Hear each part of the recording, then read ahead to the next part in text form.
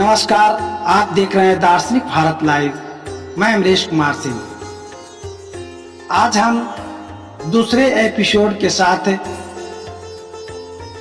पटना शहर के दरियापुर अवस्थित राम जानकी मंदिर के परिसर में आए हुए हैं,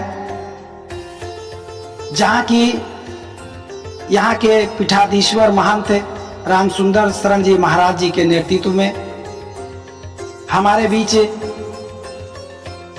आचार्य पतंजलि शास्त्री जी महाराज हैं। तो आज जो विषय का चर्चा, जिस विषय की चर्चा होनी है, तो अपने हिंदू सनातन परंपरा में देखा जा रहा है कि यहाँ अनेक तरह के धर्म से संबंधित त्योहार मनाए जाते हैं।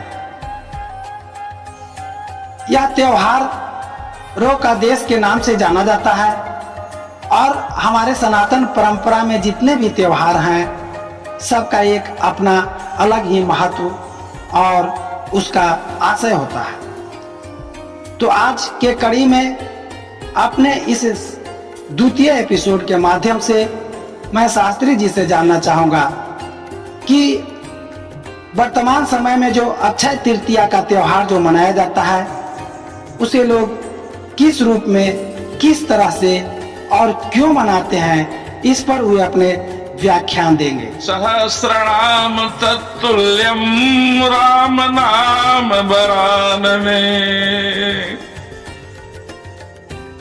आज माँ जाह्नवी, पुण्य सलिला माँ जाह्नवी एवं पुण्य वाहिनी पुनपुना के संगम तट पर दरियापुर अवस्थित श्री कटैया घाट स्थान एवं हमारे वरेण्य पूज्यपाद संत स्वरूप पीठाधीश्वर आचार्य श्याम सुंदर शरण जी की सानिध्यता में एवं राघवेंद्र सरकार, जुगल किशोरी, पराम्बा भगवती, जगत जननी जानकी, संकट मोचन हनुमान की सानिध्यता में आज जुगादी तिथि अक्षय तृतीया है। आज जुगादी तिथि अक्षय तृतीया है। जुगस्य आदि जुगादी, जुगस्य आदि जुगादी, जुग का जो आदि है, जुग का जो श्रेष्ठ है, आदि है। तो आदि जुगादी तिथि जो है वह अक्षय तृतीया है ना। सतयुगादि, सतयुग त्रेता, तिथि का कभी नाश नहीं, तिथि क्षय होती नहीं है ना। तिथि बराबर पुण्य वाहिनी में रहती है, वह पुण्य धारा में रहती है, सलील धारा में रहती है ना। जैसे गंगा की निर्मल तेल वर्धाता है, धारा है, स्वच्छंदोक्षल दच्च कच्चक हो चाहते तराम्बूषता, ऐसी जो धारा गंगा की है, स्वच्छंदोक्षल दच्च कच्चक हो चाहते तराम्बूषता, जिसकी स्वच्छंदता है। इसी तरह से आज अक्षय तृतीया तिथि की एक स्वच्छंदता है ना। और इस तिथि पर भगवान नारायण श्रीपति, जो भगवान नारायण है, श्रीपति, श्रीणांगपति, लक्ष्मी के पति कौन? विष्णु। विष्णु साक्षात माने अहिपति रही लोके शारदा सापि दूरे, जो अहिपति रही लोके शारदा सापि दूरे। शारदा भी जो दूर है, उनकी वर्ण संग, उनके वर्ण विभेद, उनके वर्ण स्वरूप से, उनके उत्तम स्वरूप से शारदा भी उनकी महिमा को गान नहीं कर सकती है।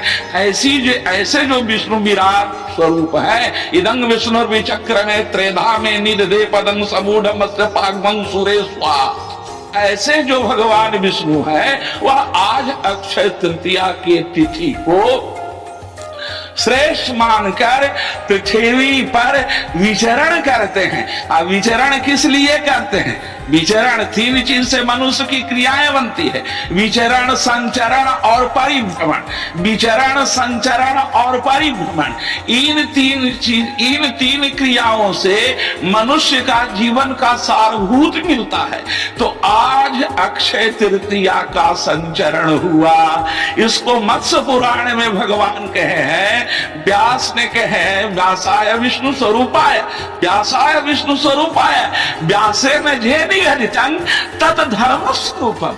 12वां वाक्य व्यासे न जे निगदितम जे कथितम जे स्पष्टीकृतम जे उल्लेखीकृतम पुराणों में जो उल्लेख किया, जो निगदित कहा, जो गदित कहा, जो उदाहरण दिया, वह एक ब्रह्म वाक्य में रूप है। तो मत्स्य पुराण में भगवान कहे हैं, स्वयं भगवान कहे हैं कि आज अक्षय तृतीया के दिन जो गंगा स्नान पुण्य वाहिनी सलिला में स्नान, तीर्थ स्नान करते हैं और तीर्थ स्नान करके साधु और ब्राह्मण को शर्करा युक्त शीत पे दधी नवनीत मक्खन आदि का भोग्य पदार्थ भगवान को लगाते हैं और नारायण को लगाते हैं और जैसे बीच में ब्राह्मण और संतों की सेवा में लगाते हैं।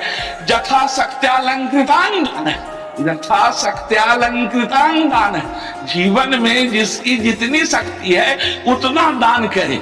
दानं दुर्गति नाशनम, दानं दुर्गति नाशनम। आज अक्षय तृतीया की तिथि को दान करने से पुण्य की वृद्धि होती है और चतुर्विध पुण्य की वृद्धि होती है। चतुर्विध पुण्य क्या है? तो धर्मार्थ काम मोक्षेषु वैचक्षण्यं कलासु च, धर्मार्थ काम मोक्षेषु वैचक्षण्यं कलासु च।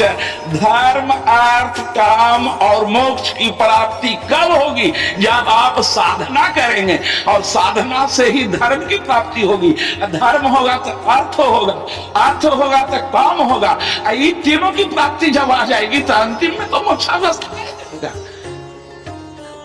अंतिम में तो मोक्षावस्था में जाएगा। तो आज वही तिथि है।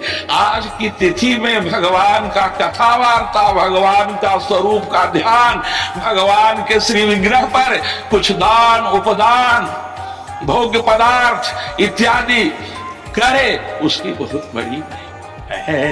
एक बार वृंदावन बिहारी